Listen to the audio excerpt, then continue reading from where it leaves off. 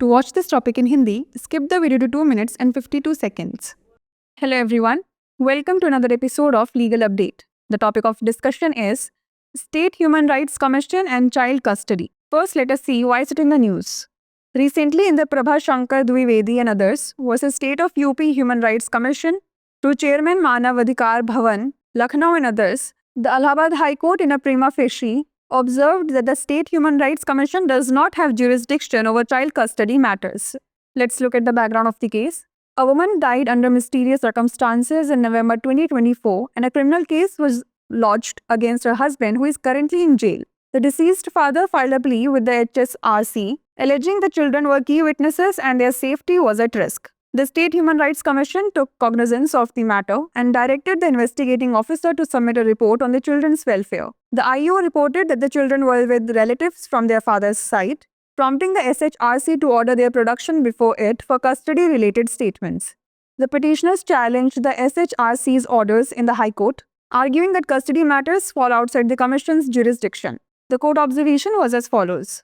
The bench of Justices Rajan Roy and Brij Raj Singh noted that State Human Rights Commission overstepped its jurisdiction by intervening in custody matters, as these are governed by specific statutes like the Guardians and Wards Act in 1890. The court allowed the investigating officer to continue the criminal investigation, but stayed SHRC orders on custody. Let's know more about Guardians and Wards Act 1890. This act, enacted on 1st July 1890, serves to safeguard the interest and property of minors nationwide, consolidating and amending laws concerning guardianship and wards. This act empowers the district court or relevant jurisdictional authority to appoint a guardian for a minor, tasked with overseeing the minor's welfare, property, or both.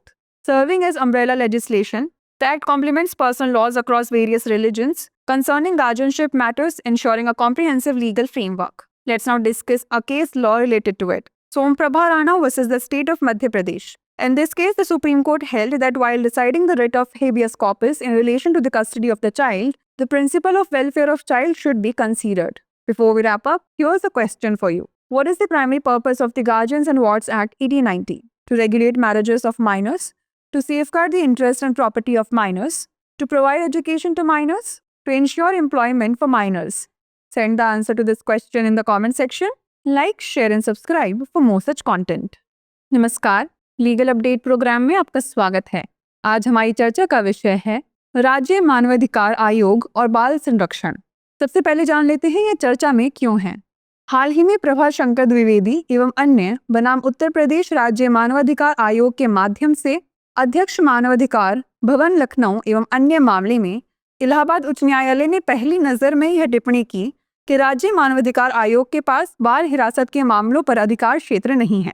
चलिए जान लेते हैं मामले की पृष्ठभूमि। नवंबर 2024 में एक महिला की रहस्यमय परिस्थितियों में मौत हो गई और उसके पति के खिलाफ आपराधिक मामला दर्ज किया गया, जो फिलहाल जेल में है। मृतक के पिता ने राज्य मानवाधिकार आयोग में याचिका दायर कर आरोप लगाया कि बच्चे मुख्य गवाह थे और उनकी सुरक्षा खतरे में थी। राज्य मानवाधिकार आयोग ने मामले का संज्ञान लिया और जांच अधिकारी को बच्चों के कल्याण पर एक रिपोर्ट प्रस्तुत करने का निर्देश दिया। जांच अधिकारी ने बताया कि बच्चे अपने पिता के रिश्तेदारों के पास हैं, जिसके बाद राज्य मानवाधिकार आयोग ने हिरासत से संबंधित बयानों के लिए उन्हें अपने समक्ष पेश करने का आदेश दिया। याचिकाकर्ताओं ने राज्य मानवाधिकार आयोग के आदेशों को उच्च न्यायालय में चुनौती दी और तर्क दिया कि हिरासत संबंधित मामले आयोग के अधिकार क्षेत्र से बाहर हैं। न्यायालय की टिप्पणी की बात करें तो न्यायमूर्ति राजन रॉय और न्यायमूर्ति ब्रजराज सिंह की पीठ ने कहा कि राज्य मानवाधिकार आयोग ने हिरासत के मामलों में हस्तक्षेप करके अपने अधिकार क्षेत्र का अतिक्रमण किया है, क्योंकि ये संरक्षक और प्रतिपाल्य अधिनियम 1890 जैसे विशिष्ट कानूनों द्वारा शासित होते हैं। न्यायालय ने जांच अधिकारी को आपराधिक जांच जारी रखने की अनुमति दे दी, लेकिन हिरासत पर SHRC के आदेश पर रोक लगा दी। चलिए अब जान लेते हैं संरक्षक और प्रतिपाल्य अधिनियम 1890 के बारे में। 1 जुलाई 1890 को अधिनियमित यह अधिनियम देश भर में नाबालिगों के हितों और संपत्ति की सुरक्षा के लिए कार्य करता है और संरक्षता और प्रतिपालन से संबंधित कानूनों को समेकित और संशोधित करता है। यह अधिनियम जिला न्यायालय या संबंधित क्षेत्राधिकार वाले प्राधिकारी को नाबालिग के लिए अभिभावक नियुक्त करने का अधिकार देता है, जिसका कार्य नाबालिग के कल्याण, संपत्ति या दोनों की देखरेख करना होगा। यह अधिनियम एक व्यापक कानून के रूप में कार्य करते हुए संरक्षता के मामलों में विभिन्न धर्मों के व्यक्तिगत कानूनों का पूरक है तथा एक व्यापक कानूनी ढांचा सुनिश्चित करता है। चलिए जान लेते हैं इससे संबंधित एक केस के बारे में। सोमप्रभा राणा बनाम मध्य प्रदेश राज्य। इस मामले में सर्वोच्च न्यायालय ने माना कि बच्चे की हिरासत के संबंध में बंदी प्रत्यक्षीकरण याचिका पर निर्णय लेते समय बच्चे के कल्याण के सिद्धांत पर विचार किया जाना चाहिए। आइए अब नोट कर लेते हैं अभ्यास प्रश्न। संरक्षक एवं प्रतिपाल्य अधिनियम 1890 का प्राथमिक उद्देश्य क्या है? नाबालिगों के विवाह को विनियमित करना, नाबालिगों के हितों और संपत्ति की सुरक्षा करना, नाबालिगों को शिक्षा प्रदान करना या नाबालिगों के लिए रोजगार सुनिश्चित करना। इसका उत्तर हमें कमेंट सेक्शन में जरूर दीजिएगा। ऐसी और वीडियोस देखने के लिए लाइक, शेयर और सब्सक्राइब करना ना भूलें। धन्यवाद।